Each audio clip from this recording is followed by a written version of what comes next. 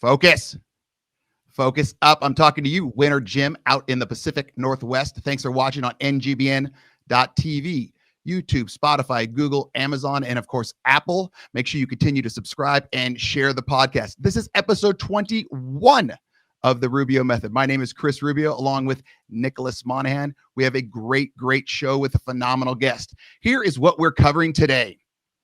Frightened kids, video games, grandparent stories, pet peeves, lots and lots of money, the truth, saying goodbye, the right and wrong roads, all of that and much, much more on the Rubio Method. Christian, I'm out.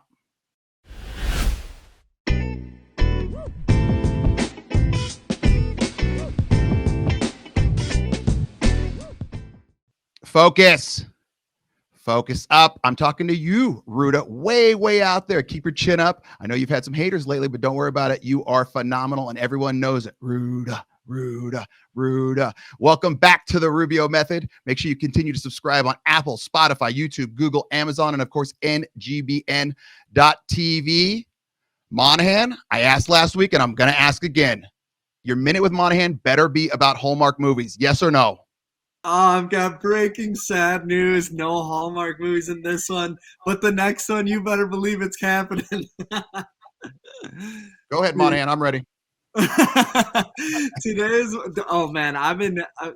you guys, for those of you guys that don't know, Rubio's been sending me movie recommendations left and right, and I'm just living in them. I absolutely love them. They've all been phenomenal. But today's minute with Monaghan, we're going to talk about continuing that education, make sure that brain continues to be sharp. And we got 3 reasons why you want to do continuing education, even as an adult, because us adults think we know it all. It's always awesome to learn some more. So the number one reason why you would continue your education is mental health, just like we learned last episode. Continuing education, like, it stimulates those endorphins in your mental health to continue to learn.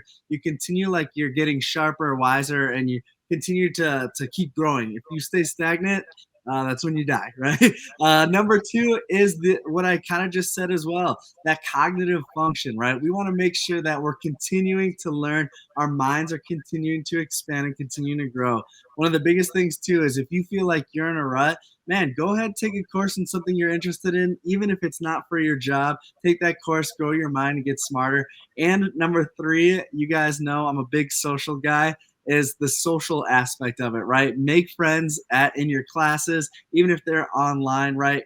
Chances are, if you guys are both in the same class, you're interested in something. So that is your minute with Monaghan. Monaghan, is that why I always see older people doing like Sudoku? Is that how you pronounce it? Or crosswords?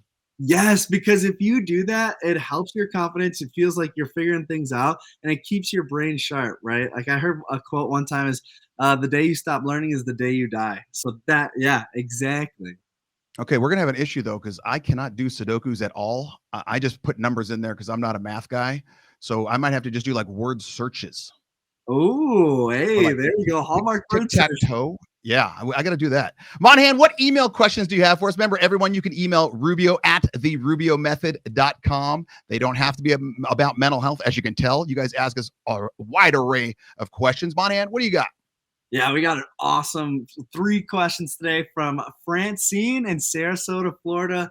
Francine from Florida, how are you? Thanks for coming. The question is, do you have any interesting / scary parenting stories from when you were a kid? I'll go first. Yes, there was one time my brother and my mom somehow had to get the car out of the driveway. So my dad must have been out of town or doing something. So she put it in neutral and pushes the car. Well, the car starts rolling, and me and my brother are watching up from the windows, and we watch my mom like trying to come around and jump in the car and get it to stop. And like, we thought that she was gonna hit a tree and die. That was like literally absolutely terrifying. I could replay the whole thing in my mind to this day. What about you, Rubio?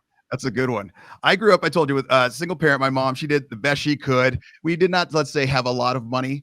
And we lived in Los Angeles, so we did not have a fireplace, but I always wanted a fireplace growing up. Made Christmas and the whole Santa issue kind of a weird topic growing up, since we didn't have a fireplace. So we used to always have this big red candle, and it was just a cheapo, red candle. But it was one of those that lasted for, I swear to God, we had it for 35 years. And we had it on the coffee table. And that was our fireplace. So we'd sit around and like literally, oh, that's great. Fireplace. Yeah. You know, it's just imagining that the fireplace was there. And I used to always have this red blanket. For some reason, we were real into red. And I would put it on like a cape. And I was probably, I want to say 5, 6, 7, 8, 9 years old, something like that. And I remember I used to put it on like a cape and I'd fly around, you know, Superman, do whatever. And I'd jump over the coffee table. Mind you, at probably like age 8, I was probably close to 2 bills already. So my jumping is maybe over a deck of cards, maybe over half a deck of cards would be max height. So my mom tells me, stop jumping over the table. Stop jumping over the table. I'm a 5 to 10-year-old moron. So I continue to what? Jump over the table.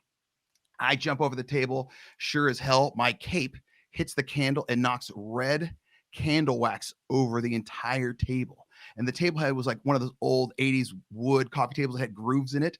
So the candle wax just went like tentacles into the table. And my mom just looked at me and goes, go to your room, go to bed. At some point in the middle of the night, I'm going to come and kill you. And I just looked at her and I was like, I don't think she's going to do it, but I got to risk it. And so I remember going down the hall and my bed faced the hallway. And I remember she left the hall light on and I just was sleeping like this, just looking one eye, just like, oh, is she coming? Is she coming? Obviously, she did not kill me. So that's my story, Monaghan. That is awesome. It sounds like we were raised by the same mother. Oh, yeah. That's epic. Next question. What's up, girl? Danielle from Missoula, Montana. Let's see. Do you guys play video games? I'm going to get into that first. I do not. I have ADD, if you guys haven't figured that out. And my on video games, dude, I just can't do it. My hobbies, I love, I have a 09 Harley Dyna, and I just love riding motorcycles. That's my jam. What about you, Rubio? I fully protest video games due to the fact that they have more than 2 buttons. If you go back to like the old school Nintendo or even PlayStation where there's like just a plus sign and then there's like an A and B, that's all you need, daddy. You don't need 97 buttons like I'm an octopus with this many feelers out there. So no, I do not, because I protest. Yeah, I'm out. I support the whole thing. Last question, Dom in Jersey. He says, you guys seem to be really into your families. So I have to know, what were your grandparents like? Yeah, I love my family. I have a son. He's almost 6 months old, and it is the best thing in the entire world. But my grandparents, so crazy thing, my grandparents like all died by 98, and I was born in 92. So I didn't really know them. All I know really is stories. My grandpa was in the 101st Airborne, and he said he walked his ass from one end of France to the other. So he was a bad dude. And then my grandma, I had 2 grandmas. One was, she was awesome, but the other one was just she was out of her mind. She's absolutely nuts. And then my grandpa was also out of his mind nuts. He would carry a hatchet with him in his car everywhere he went because he's a repo man. So I guess I come from a line of just like tough motherfuckers, I guess. Jesus, I would say so. My grandmother was about, at the tallest, I would say 5'1", and she was probably old Italian woman. She was always looked old and Italian, always had an apron on with sauce on it. And she was about 5'1" at the max and probably about 270, 280, but solid muscle. Like she lived to 98. I would swear until about 97, she could probably take me down. That's how tough and mean she was.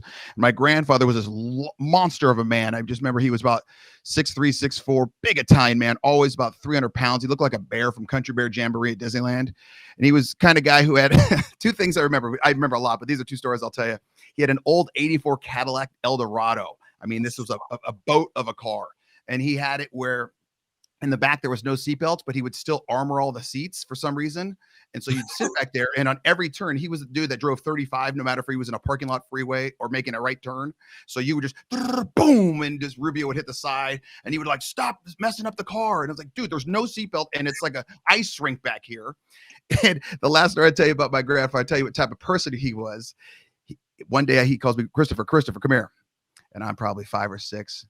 Come here. Come sit on my lap. He was eating his classic spaghetti. He has a spoon in one hand, a fork in the other. He goes, I'm going to teach you how to eat spaghetti. I said, okay. I don't think I've told you this, Monaghan. He goes, You put the fork in the spaghetti, you twirl 3 times onto the spoon, you eat it. And I go, well, why 3 times? He goes, any more than that, you're an asshole. And I said, okay, man, that's it. That's our 3 email questions. Remember, you can email Rubio at therubiomethod.com. Get ready for a great, wild guest. Christian, I'm out.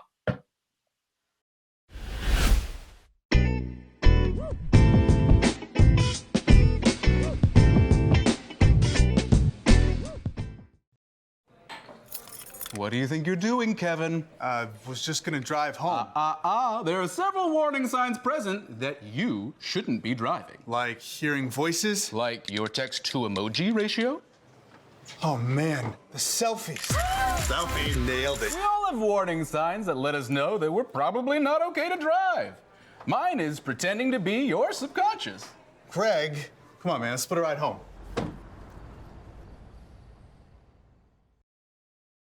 Focus up. I'm talking to you, Crystal Ortega, out in the beautiful Midwest. Thanks for watching on Apple, YouTube, Spotify. What do we got? Google, Amazon, and of course, NGBN.TV. If you have any questions, feel free to email Rubio at therubiomethod.com. As you can see from the last segment, they can go everywhere, and we will answer all of them. We have a great guest. This is going to be a real interesting one. His name is Chris Bentley. Welcome, Chris Bentley. He's been married for almost 15 years, has 2 boys, ages 13, 11. Oh, you're about to get interesting right there. He's a Marine veteran. He's an entrepreneur. He's an author of Burning Bellatorum, a phenomenal book. I just finished it. We're going to talk about that a little bit because, like I told Chris, it should actually be 3 books. And he is a convicted felon. We're obviously going to talk about that a little bit as well. Bentley, welcome, my man. Thanks for having me, Rubio. Appreciate it. All right, let's have a good time. Number 1, 3 quick questions for you. You have any pet peeves? Oh, yeah. People who drive slow in the left lane. Oh, well, that should be just an automatic ticket. That's a no-brainer, should be an automatic ticket. I brought this question up because one of my biggest pet peeves, and tell me if you agree with it, is when you go to a restaurant and the waiter or waitress thinks they're Stephen Hawking and they don't write anything down. I can't stand that because they always mess it up. And I always think to myself, what are you trying to prove right now? I don't care if you can memorize everything. It means nothing to me. Does that bother you as well? It does. I always wonder if they're going to mess it up. You know, you know they are. You know they are. Number 2, Bentley, if you could have any car in the world and know you cannot sell it to just get the money, what would you have? A Bentley. Oh, all right. I see that. Named after yourself, of course. And last one, how do you like your steak cooked? Medium rare. Medium rare. Okay, that's good. You're a Texas guy. Are you from Texas? I am. I raised here, lived here since I was 2. I was actually born in Florida, but as they say, when you're not born in Texas, I got here as quick as I could. So Texas people love Texas. Like if they had to vote to secede, it would pass literally 100%. You are. Yeah, that's not a stretch. I spent a lot of time out in Texas. Every time I'm there, it's just they love it more and more and more. And they will fight you over certain things. Like Whataburger is so great. Whataburger's trash. Nothing personal, but it's just not good. To me, it tastes like dirty Burger King. And I know I'll get some crap for that from all the Texas people, but I'll fight it. I don't care. All right, Bentley, let's get down to this. Yeah. The last thing I said about you is you're now a convicted felon. That just happened literally 2 hours ago. You went to your court case. It's basically this book, Burning Bellatorum, is the story of a $40 million fraud and its priceless lessons for investors and entrepreneurs. Let me give you the Cliff Notes version. Okay, so Bentley doesn't have to go through the whole entire thing again and again and again. Basically, he was running this big company. He was doing something where he needed a lot of money. He ended up going through it. And basically cheated his clients and people, his friends and family out of $40 million and basically came out at the very end and just said, hey, heads up, this is what I did. You were trying to swim above water the entire time and just couldn't do it. Basically, he was Wolf of Wall Street without the sub-60s, the hookers, and the blow. Did I get that kind of right? Yeah, close enough. Close enough, right? Okay, so my that's the bottom line. You've turned yourself in. You've established that, oh my God, you went down the wrong path. That was a big deal. We've got that. I want to go down a different avenue with these questions. What was harder, going through the Marines or telling your family the truth about what you did? Telling my family. Yeah. In what way? Just like admitting failure and that I, didn't honor my character, that I didn't have integrity, things like that, and to admit that to my wife and kids and to my, to everybody is definitely the most difficult thing I've done in my life. The Marines was, not anywhere near as difficult. There was physical pain at times, and like, oh gosh, what did I get myself into? But this will be with me for the rest of my life. Whereas, what's the saying? Pain is temporary, pride is forever. Well, there's no pride in what I did at Bellatorum, and that regret and shame will be with me forever. So when in the book, you talked about how you sent out that main email. Did you tell your family before that email? No. So you didn't send wife email? I did. No, you did not. Yeah, she found out the same way everybody else did. Yeah. You were in beyond the doghouse on that one. Yeah. So she reads this email. You're at work. You come home, and basically the email, it's a lengthy email, basically saying, "Hey guys, you're all screwed. I screwed you. I screwed up. Here's what happened." You get home. What happens then? Well, so I didn't go straight home. One thing, that I feel like my story is a little different is, I also lost everything. So I wasn't using investors' money just to like live a lavish lifestyle. And as you said, buy cocaine and hookers and toss midgets around like Jordan Belfort. But I went to the house that we owned and made sure it was empty because, and clean, because I lost it. I got some basically hard money lenders who were also investors with me and deeded my house to them. And so I went there and, contemplated suicide, honestly, and sat in there and didn't know what, and just, so I didn't go home probably until like 2 a.m. that night. And just, How throughout that entire time, I was reading it and my hands were literally sweating, going through the email that you sent out. And I'm thinking to myself, okay, this guy obviously screwed up, but he's going to have to face the music, as they say. How did you not have a heart attack? Because my heart was pounding just reading about you going through that. And I'm thinking to myself, how did this dude get through this? Because you were burning the midnight oil. You had your schedule where you're getting there at like 4:35, and you're basically robbing Peter to pay Paul the entire time, making up fake documents. How did you get through that without having a heart attack or pulling out your hair or just, like you said, driving off a bridge? Oh, man, it was a rough existence. Not to, not trying to gain sympathy or anything. I'm just saying, like, it was rough. I gained a lot of weight. I drank a lot. It just, I don't know, man. I'm sure my health was not at its peak, but I don't know, man. It just, the guilt got to me, like the shame of what I was doing. And, you always, hindsight's always 20/20, right? Like, I figured there would have been better ways to even notify the investors, but I was at a point where I was just like, you know what, I can't do it anymore. I gotta come clean. And and I was working on deals that could make everybody whole and try to get a long-term, more patient capital structure to where I would have time to weather any financial storms and whatever.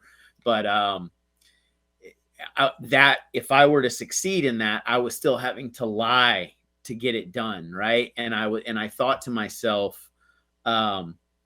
if I am successful, it'll still in getting this done, it'll still be built on a lie. And that's not how I want my business to be. That I don't want that to, to have to live with that for the rest of my life. So, I had no idea. I still have no idea what my fate's going to be. As you said, I just became a convicted felon this afternoon. My sentencing is still, it's all up to the judge, and that's scheduled for mid-February. And, we'll see what the judge has to say about everything. I always have this reoccurring dream, and it's not reoccurring like every week or every day. It's like once every 2 to 3 months, where one of my good buddies, name's Myers, he was a good friend of mine at UCLA, like one of those guys on your team that, thank God he's on your team. If he wasn't, you'd hate him. And he picks me up in a car, and I get in the car, and all of a sudden we just start driving. We're talking, just one of those friends that even I could see him for not 10 years and we could still have a conversation. And we go to like my aunt's, and I say hello and goodbye. Then we get back in the car, go to another friend's, hello, goodbye. And then about 3/4 of the way through, I say, Myers, where are you taking me? And he goes, well, I'm taking you to your grave. And it freaks me out. And so I immediately go, but I'm not ready. I'm not ready. And then I eventually wake up. Do you kind of feel like that right now? And how do you feel? Like, how are you going to keep contact? Obviously, you're going to prison, but you're not going to your death sentence. You're not going to your grave. But how do you remain hopeful? How are you going to make contact with everyone? What are your thoughts on that? How are you going to do that? You had to have thought about this. Well, yeah. So the contact, I hear that you can use email, and it's like 5 cents a minute or something, like the highway robbery on the prison thing. For the phone and the internet usage, so I'll probably just write letters, handwritten letters. And, but to remain hopeful, I feel like, hopefully the sentence is not anything too lengthy to where I actually can get out and have a chance to rebuild my life and make restitution, like actually make an honest effort to make a material, amount of money that I can pay everybody back. So that's, I guess I've always been a silver lining type person anyway, Rubio, and luckily God gave me that, because same in like Afghanistan and Iraq. And I think I talk about this in the book, right? Is like, you have to be, the look on the brighter side type of person to see some of the things over there and still not want to, jump off a bridge when you get home. So, yeah. And like we talked about, where you're jokingly almost, now you have some time. Cause I always said that the book, Burning of Bellatorum, should be 3 books. And you're like, well, now I'm going to have some time, because I kind of had to rush it before, because you weren't sure if you were going in right away. Okay, here's another question I have for you. I'm completely torn on your sentencing. So you just got convicted today, you guilty. Now, not until like February or March, they're going to give you your sentencing. And I'm usually the very bottom line rude guy, where if I see someone goes to jail for, say, I'm at, how old am I? 40s, late 40s, and I go to jail for 187 years. I'm the kind of guy that has said to myself, okay, that guy should just be knocked off. You're wasting taxpayer money and all that. But now I go through your case, and I've talked to our buddy Ian about it, and I'm torn, because I don't know what your sentence should be, because you know what you did. Yeah, you screwed up, and you obviously you got to pay a little bit of punishment, so the next, Chris Bentley doesn't go, ooh, I can do this, blah, blah, blah. And you're like, well, there's no punishment. Well, I'm going to definitely do it. So what do you think your punishment should be? I think I mentioned this, and you've got the poster behind you, right? So Jordan Belfort served 22 months and on a 4-year sentence, I believe. Don't hold me to those exact numbers, but I think that's what happened with him. And his was like, I believe, $180 million or something like that. And he was using the money for his lifestyle and, and all that. And so if I use that as, kind of an example of then I think that I would be happy. I would feel like it was still justice if I did 22 months or something, that or less. Right. So and I think what's best for the investors is for me to pay restitution. Right. So like, what's different about these white collar crimes or financial crimes, if you will, is you actually can make amends. Like, it's going to be difficult. Don't get me wrong, but with a rapist or a murderer or something like that, there's really no way to make the victim whole, right? Like, you can't bring the dead back to life or undo the harms that you've caused somebody. But with financial crimes, I think my victims are best served if I'm out working and trying to make restitution and at least chipping away at that. But look, there's people, I mean, I've maintained contact with some of the quote unquote victims, and some of them have said, hey, Chris, we realize what you did was not malicious, and we take risk when we invest, and he's like, I'm not happy about what you did, but I'm not hating on you for it. And then there's literally others that think I deserve to go to prison for the rest of my life. Well, then, not to cut you off, but I'm going to cut you off. What do you say to that person if you say, like, hey, Rubio, I know I lost your nest egg. All the kids were going to college on this money, and I screwed you. Let me make it better. What could you possibly say to have me trust you again?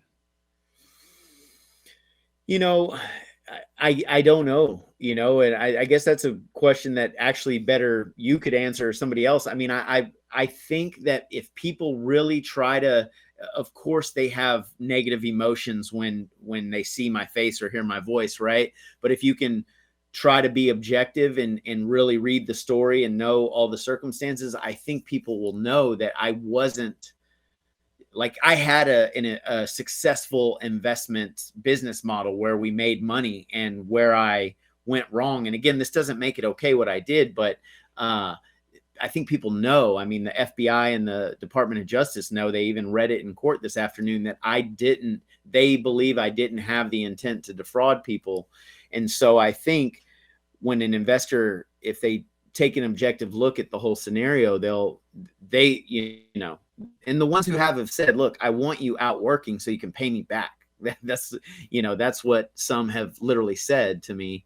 And then, there's a handful that want to see me burned at the stake, which I understand. I totally understand. And reading the book, the one thing, because I went into it, I'm always more of your silver lining. I'm silver lining at some point, but more of a negative. I went in thinking, okay, let me read about this Bentley guy. I like him as a person, but he really screwed some people over.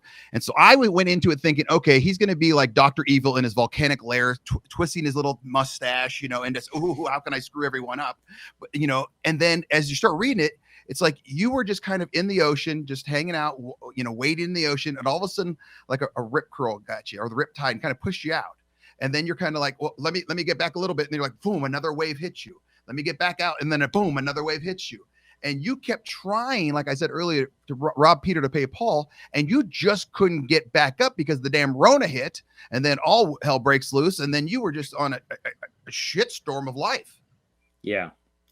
No, and I hope the lesson, because when you brought up the 3 different books, I think I should make an effort while I'm in prison to, when I have the time to really revise it and tell the story a little bit more in depth, because you're absolutely right. And I think any entrepreneur could find themselves in scenarios where they would think it is okay to color outside the lines, right?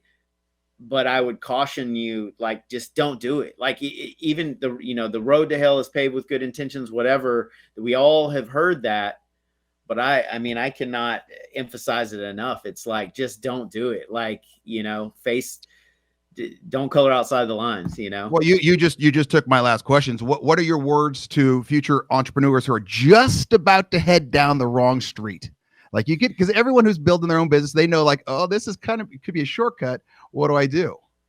It's it doesn't, if you're a decent human being, you will regret it for the rest of your life, because you will have damaged your character and your integrity, violated those things. But also, some things that, some of your audience may or may not care about this, but you become a convicted felon, you can't vote, and you can't own guns. You can't own guns for the rest of your life.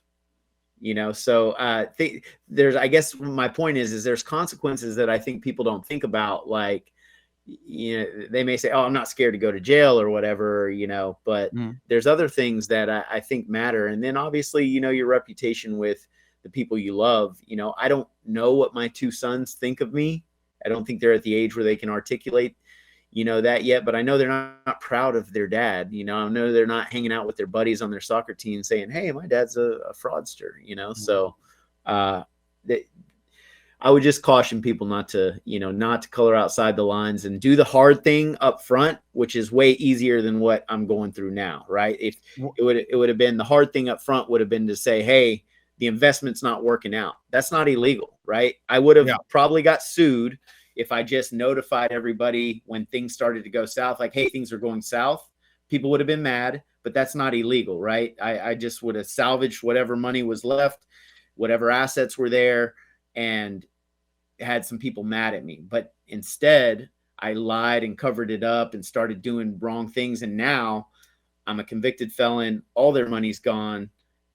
And it's really bad. Right. So, and one of I highlighted several things in the book. One of the last things on, I think it's the second to last page, it says, never violate your integrity no matter what. And I think that's exactly what you're trying to convey right now. Bentley, I really appreciate your time. I wish you the best of luck. We're good buds. We'll continue to talk, and we'll continue to see where this goes. Make sure you guys get Burning Bellatorum. Where can they find out some more information on this book? So it's self-published and it's available on Amazon, Kindle, and Audible. So those three venues or whatever platforms, you can download it or purchase it there, and appreciate it.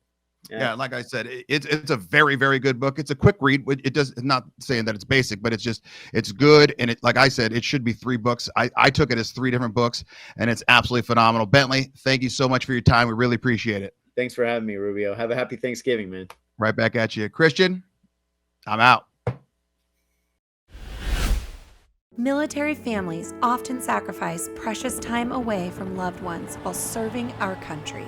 We were worried that with him leaving, that she would lose those connections with her dad. Some of life's best moments happen between parents, children, and the pages of a good book. United Through Reading provides that connection. And now, United Through Reading is also available to veterans. Learn more about United Through Reading at unitedthroughreading.org. Focus up. What's up? I'm talking to you, Chris Fontana, out in New York with GoPrimalUSA.com. Remember, he's got excellent gear for the Go Primal mindset. And make sure when you go to GoPrimalUSA.com, you use the code Rubio10 for an extra discount. Thanks for always listening on Apple, Spotify, YouTube, Google, and Amazon, and of course, NGBN.TV. Right now, we have the bottom line segment for all our new listeners and watchers. The bottom line is basically my mantra. I go in, what's the bottom line? Let's get it out. This is all stuff that you should have learned without even realizing you learned it. The bottom line, here we go. Number 1, you can teach an old dog new tricks. This goes exactly with the minute with Monaghan, where he was saying, to keep your mind moving, keep your heart moving, keep everything moving. You got to keep going to classes, do Sudoku, not me. You guys can. Word searches, crosswords, all those good things. So number 1, you can teach an old dog new tricks. Number 2, the truth can hurt, but it is always needed in the long run. This obviously goes straight to Chris Bentley in that great interview. The truth can hurt, but it is always needed in the long run. If he would have just came out right out of the gate and just said, oh man, I screwed up. You guys are probably going to sue me, but I'm not going to be a convicted felon. I'm not going to go to jail. I'm not going to miss time with my family. And the last, but certainly not least, bottom line, as soon as you see you are on the wrong path, cut your losses and get back on track. Just like he said, as soon as he started going down that wrong path, as soon as he started, what did he say? Color outside the lines. That is when he sort of said, no, can't do this. I'm drowning here, but let me just try to get to shore and get it over with. That's what he should have done. This was a great episode. Thanks for always following on Apple, Spotify, YouTube, Google, Amazon, and of course, NGBN.TV. This was episode 21. My name is Chris Rubio, and I'm signing out. Christian, I'm out.